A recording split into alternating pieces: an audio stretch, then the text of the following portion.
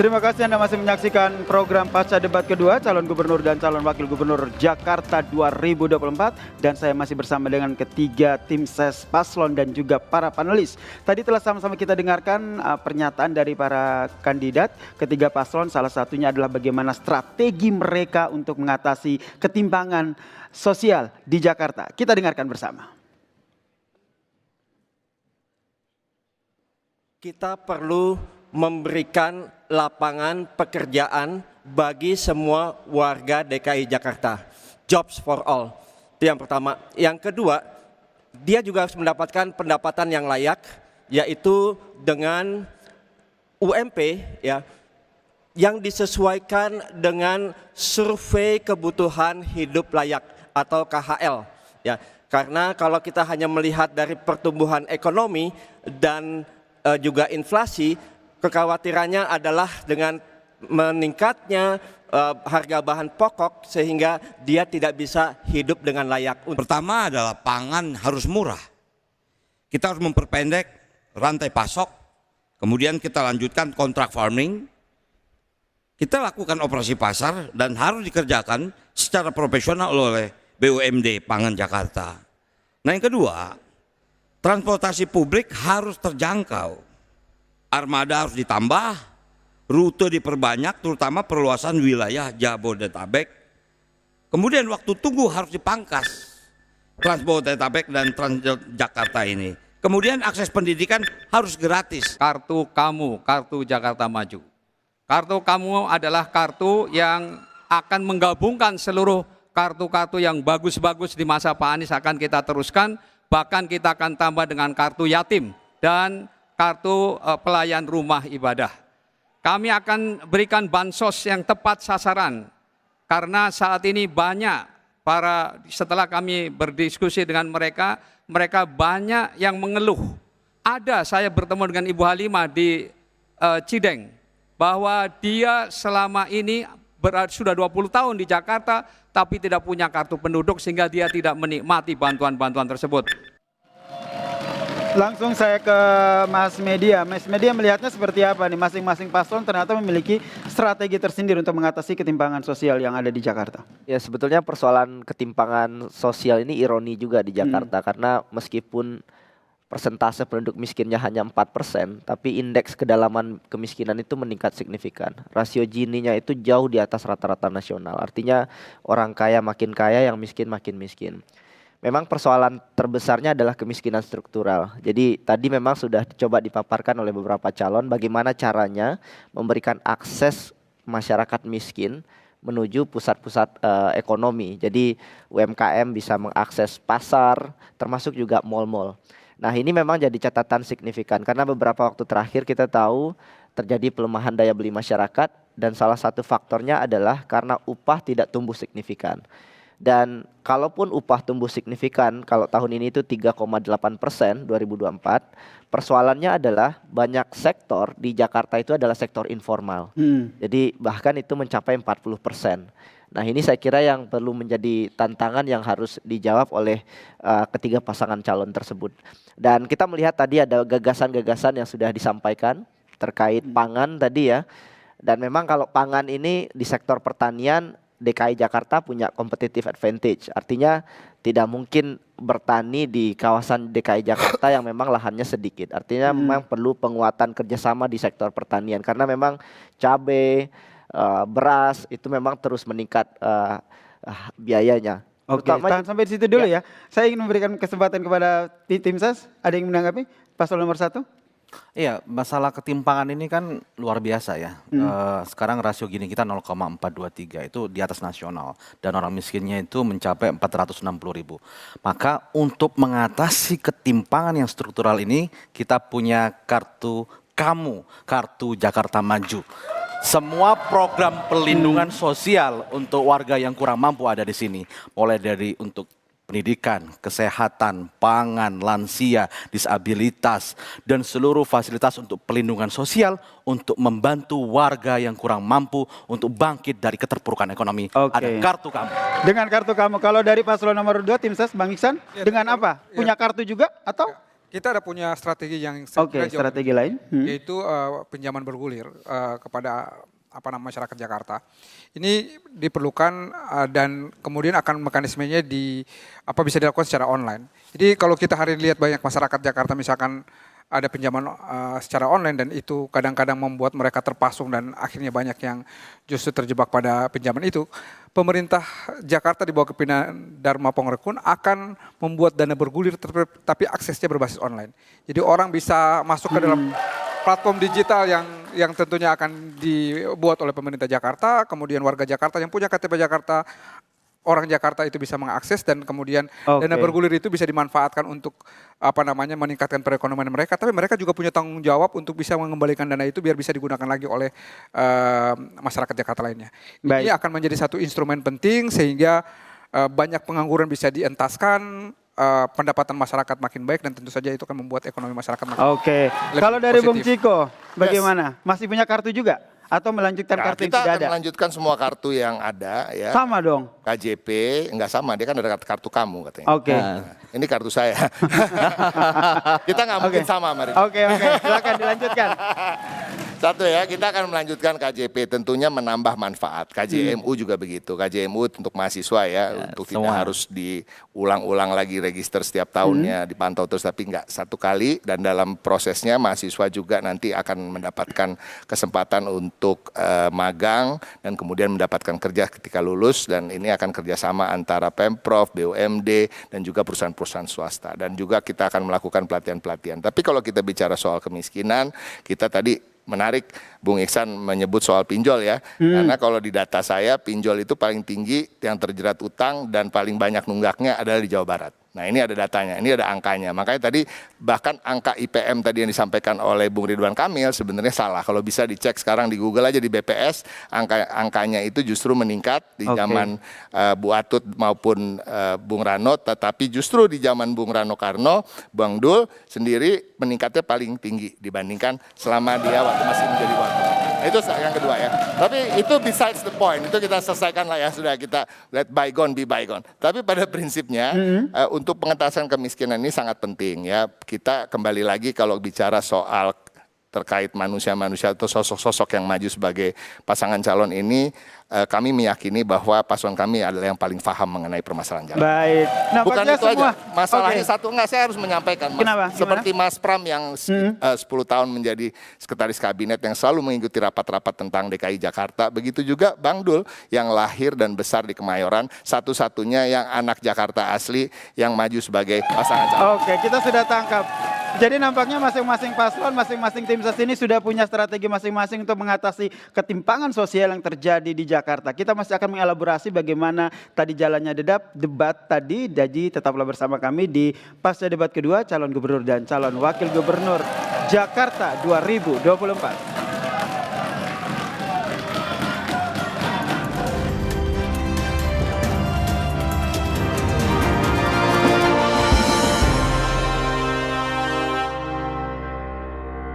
Pucuk Kulineri Festival datang lagi. Festival kuliner terbesar tahun ini. Semua yang FYP ada di sini. Lebih dari 200 tenan dan 500 jenis makanan. Nikmatinya bareng Pucuk. Makan pedas bareng Pucuk, baru nyes. Makan gurih bareng Pucuk, baru nikmat. Tunggu di kotamu.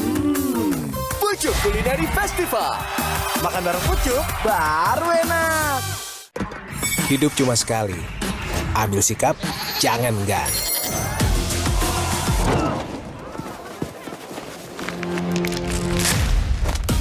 Why not?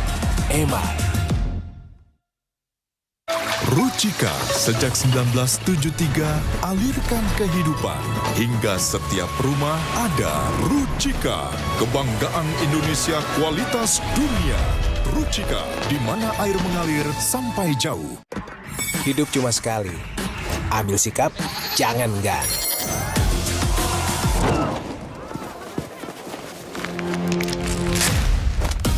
Why not? Emma.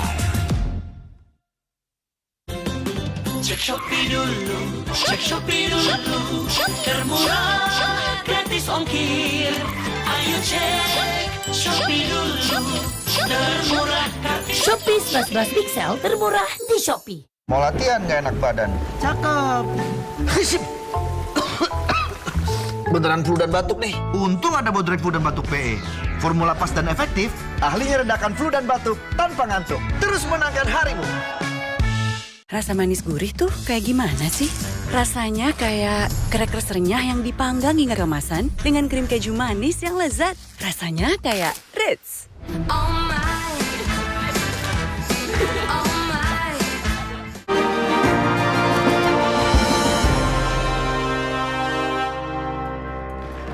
Terima kasih Anda masih menyaksikan program Pasca Debat Kedua Calon Gubernur dan Calon Wakil Gubernur Jakarta 2024. Yang juga menjadi sorotan dalam debat tadi adalah bagaimana pemaparan disampaikan oleh masing-masing paslon terkait dengan penanganan persoalan pangan di Jakarta. Kita simak bersama.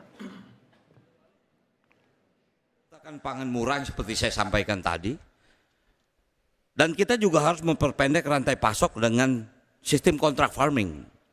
Dengan kelompok tani dan selama ini Pemda DKI telah melakukan hal itu. Kemudian kita ciptakan pasar agar apa? Harga bisa menjadi murah. Oleh karena itu kami akan bekerja sama, ya kontrak kerjasama dengan daerah-daerah penghasil. Ada dua pilihan, kontrak langsung ataupun BUMD kita bisa berinvestasi di daerah-daerah yang penghasil pangan. Di antaranya misalnya NTB, NTT adalah daerah penghasil sapi. Maka bagaimana kita bisa membuat RPH modern di sana dan kemudian dengan akses melalui pesawat kita bisa antar ke Jakarta. Mana partisipasi masyarakat di dalam melakukan salah satu inovasi seperti urban farming ya, sehingga nanti mereka bisa sepenuhnya mendukung program yang lebih mengefisiensikan daripada mata rantai tadi. Realita, Jakarta tidak mungkin bisa membangun pertanian karena lahannya tidak bisa memenuhi itu. Karena itulah kenapa selama ini pemerintah DKI melakukan kontrak farming dengan beberapa daerah, dengan Jawa Barat termasuk dengan NTT, dan itu dilakukan. Selama ini berjalan. Dan ini dikerjakan secara profesional oleh badan usaha milik daerah yang disebut Pangan Jakarta. Dijalankan secara profesional dan kita lakukan operasi pasar. Hanya ini yang bisa Jakarta lakukan. Tadi saudara bagaimana pemaparan dari masing-masing paslon mengatasi persoalan pangan yang ada di Jakarta. Oke. Mas Media, ini nampaknya hampir semuanya sama ya ketika berbicara soal bagaimana penanganan masalah pangan di Jakarta. Ya, masyarakat menunggu nih sebetulnya karena soal urusan perut. Dan tadi dipaparkan setidaknya ada dua istilah ya, kontrak farming dan urban farming. Yang tentu saja kita lihat operasionalisasi lebih detailnya akan seperti apa. Sebetulnya kalau kontrak farming memang sebelumnya sudah dilakukan. Sekarang persoalannya bagaimana scalability-nya lebih diperbaiki, dan kemudian supply chain-nya mungkin bisa dibikin lebih efisien.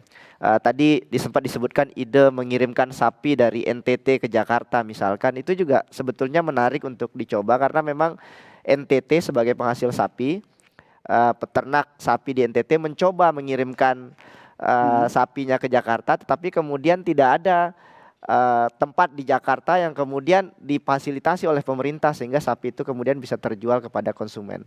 Dan satu lagi mungkin agak miss dan saya juga pengen tahu dari ketiga pasangan calon. Oke, apa itu Mas?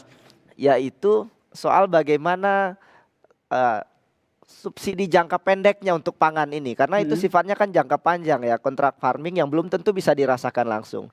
Dan misalkan program sembako yang masih banyak salah sasaran, termasuk juga ya bagaimana penanganan inflasi di sektor pangan yang semata-mata nggak bisa diselesaikan hanya dengan kontrak farming. Tahan sampai di situ ya. Langsung Bung Ciko.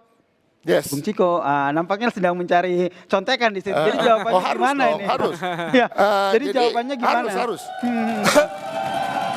Itu menarik tadi, cari contekan tuh harus. Kenapa? Karena ini masalah yang detail. Kita nggak boleh mengawang-awang. Kalau yang bahaya itu kalau saya ngomong nggak pakai contekan.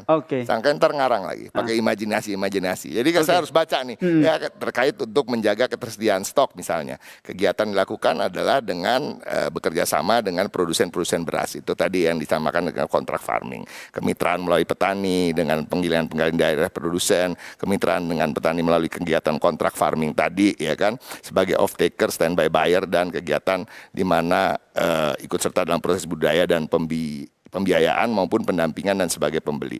Nah, pada prinsipnya kita punya ada yang namanya food station di sini, ada PD Pasar Jaya. Ini bisa ikut serta dalam pengendalian harga tadi menjadi off-taker, dan kita harus bisa secara masif melakukan distribusi ke 44 pasar di bawah PD Pasar Jaya itu. Nah, itu satu. Nah, terkait dengan pengendalian inflasi, tentunya kerjasama dengan pusat juga harus dilakukan. Jadi banyak hal yang tidak hanya bisa dikerjakan oleh Pemprov. Itu tadi, kenapa saya ulangi, kenapa Mas Pramono Anung adalah gubernur yang paling tepat untuk Jakarta. Karena beliau adalah sosok yang memang sudah dikenal sebagai komunikator yang ulung, yang punya hubungan baik dengan pusat, hubungan baik dengan DPR, hubungan baik dengan tokoh-tokoh di negeri ini, dan berpasangan dengan Bang Dul yang pernah jadi wakil gubernur dan gubernur di Banten yang ternyata indeks pembangunan manusianya naik bukan turun. Baik. Ketika memimpin. Oke, kita berikan kesempatan kepada dua tim ses. Siapa yang ingin menanggapi? Saya dulu.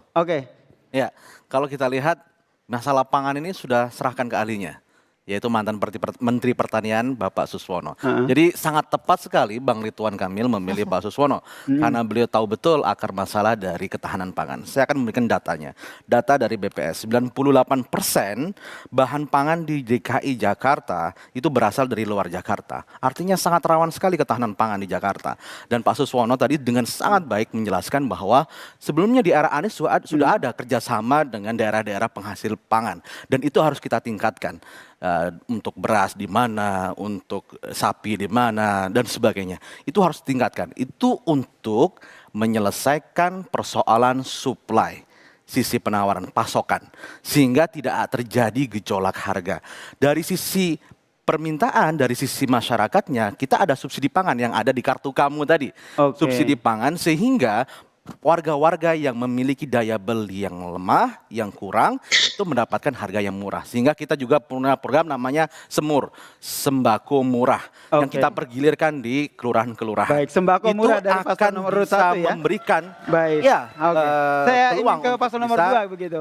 Nah, sembako murah kalau dari paslon nomor 2 tadi ada? Kita mendengar ada istilah dari pasangan kami, booking sawah. Sebenarnya itu manifestasi dari sister city begitu. Jadi kita itu ada punya kerjasama government antar pemerintah Jakarta di bawah kepemimpinan Darmakun dengan pemerintah daerah yang punya hasil yang dibutuhkan oleh masyarakat Jakarta. Yang kemudian kedua adalah terkait dengan urban farming.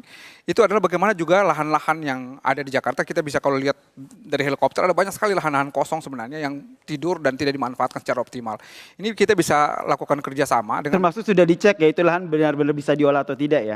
Tentu saja, artinya ketika lahan itu lahan tidur dan sekian lama tidak dimanfaatkan, kita bisa cek, bahkan di daerah seputaran Tamrin juga ada banyak tanah-tanah seperti daripada tidak dimanfaatkan, bisa ada kerjasama dalam kurun waktu tertentu, itu dikelola oleh masyarakat di sekitar situ atau kemudian masyarakat yang memang dikondisikan untuk bisa mengolah lahan itu, sehingga lahan itu tidak tidur tapi lahan itu bisa menghasilkan sesuatu yang bisa juga menjawab kebutuhan yang ada di Jakarta. Produktif untuk diri mereka sendiri. Tentu ya. saja. Boleh berikan tepuk tangan untuk para tim ses kita ini dari para pendukung. Nanti ya Bang, nanti akan saya berikan kesempatan lagi karena kita masih ada beberapa segmen lagi untuk mendengarkan bagaimana pembahasan dari debat yang tadi berlangsung. Jadi tetaplah bersama kami di program Pasca Debat Kedua Calon Gubernur dan Calon Wakil Gubernur Jakarta 2024. Kita di bagian akhir program Pasca Debat Kedua Calon Gubernur dan Calon Wakil Gubernur Jakarta 2024, dan di segmen penutup kali ini kita akan mendengarkan bagaimana pernyataan penutup ataupun closing statement dari masing-masing tim ses. Saya ke tim ses yang pertama, silakan Mas. Baik, warga Jakarta, pasangan Ridho mengajak kepada Anda semuanya untuk bersama membangun Jakarta baru, Jakarta maju. Kita pasangan Ridho fokus pada 3 hal utama. Pertama adalah pendidikan, kedua adalah kesehatan, yang ketiga adalah lapangan kerja. Pendidikan, pasangan Ridho ingin menjamin bahwa tidak ada anak putus sekolah di Jakarta. Kita ingin membuat sekolah gratis untuk semua, baik untuk negeri dan swasta, dan memberikan pelatihan siap kerja. Dan untuk kesehatan, pasangan Ridho memberikan 100% cover BPJS. Semua warga Jakarta harus terlayani oleh kesehatan. Tidak boleh ada yang tidak terlayani. Dan yang ketiga adalah pasangan Ridho fokus kepada penciptaan 1 juta lapangan kerja. Ini akan menjadi andalan dan komitmen Ridho agar anak-anak muda, Gen Z, Gen Y, dan semuanya yang susah cari kerja mendapatkan lapangan kerja yang mudah dengan mendapatkan program-program unggulan dari pasangan Ridho. Baik, selanjutnya tim ses paslon nomor 2, silakan Bang Iksan. Debat kandidat tadi tentu saja memperlihatkan kepada kita bagaimana kapasitas masing-masing kandidat. Dan kita tahu pasangan Dharma Kun adalah pasangan yang juga punya kapasitas dan kredibilitas yang mumpuni.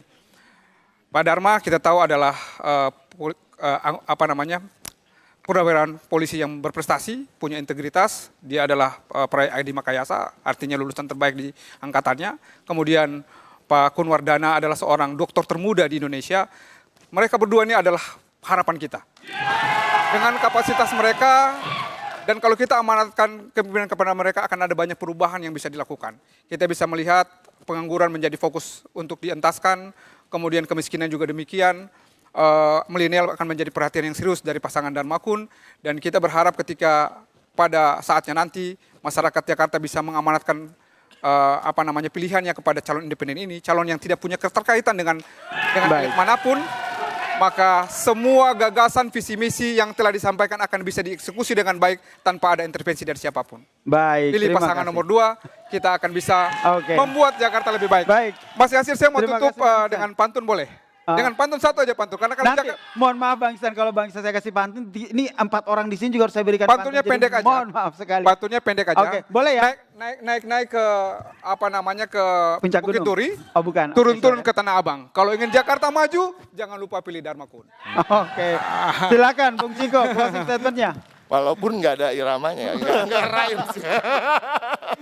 Jadi pada prinsipnya ini, kalau kita sudah melihat debat tadi, kita sudah bisa mengatakan bahwa Mas Pram adalah politisi yang memang sudah kawakan, ya begitu lama dan begitu berpengalaman. Beliau juga adalah seorang pencatat, seorang pembelajar, artinya dari 125 titik yang sudah beliau sambangi, banyak sekali masukan-masukan yang menjadi pengayaan bagi beliau untuk kemudian mengeluarkan kebijakan-kebijakan atau visi misi atau janji-janji kepada warga Jakarta yang insya Allah bisa aplikasikan ketika beliau terpilih. Nah, Mas Bang Dul tentunya kita semua tahu, anak Jakarta, lahir di Kemayoran, besar di Kemayoran, sumbangsihnya bagi Jakarta juga sangat tinggi terkait dengan membuat budaya Jakarta ini aware bagi masyarakat bahkan di luar Jakarta melalui film Bang Dul, seri Bang Dul, dan lain-lain. Dan beliau juga mempunyai pengalaman-pengalaman yang mumpuni dan rekam jejak yang baik sebagai kepala daerah di Tangerang maupun Banten. Jadi kita pastikan untuk nanti 27 November memilih pemimpin yang punya rekam jejak yang jelas, punya pengalaman yang jelas, punya hubungan yang baik dengan pemerintah pusat, tentunya untuk kemudian bisa memperjuangkan warga Jakarta, mengentaskan kemiskinan, menaikkan gaji guru honorer tadi, dan para pahlawan masyarakat seperti Ibu PKK, Jumantik, Dasawisma, dan lain-lain juga harus hidup layak dan mampu membiayai kehidupannya. Baik, terima kasih Bung Ciko.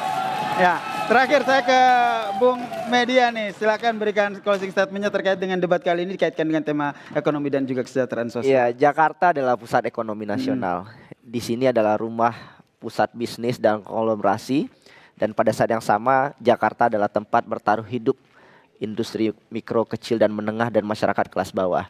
Jadi masyarakat kecil di Jakarta hari ini sebetulnya sangat menantikan sejauh mana pasangan calon ini bisa berkontribusi untuk kemakmuran masyarakat. Dan tentu saja tidak ada yang sempurna, tapi sebagai masyarakat yang percaya dengan entitas demokrasi, institusi demokrasi, harapan tentu harus dititipkan kepada ketiga pasangan calon ini. Dan saya kira masyarakat butuh program kerja yang realistis, tidak perlu bombastis, yang penting betul-betul berdampak kepada masyarakat. Baik, tidak perlu bombastis, yang penting realistis. Terima kasih Mas Media, terima kasih Mas Koli, terima kasih Mas Ikan, terima kasih Bung Ciko, dan terima kasih pemirsa Kompas TV telah menyaksikan program Pasca Debat Kedua Gubernur dan Calon Wakil Gubernur Jakarta 2024. Saya Yasir Nene Ama pamit, tetap bersama kami di Kompas TV, independen, terpercaya.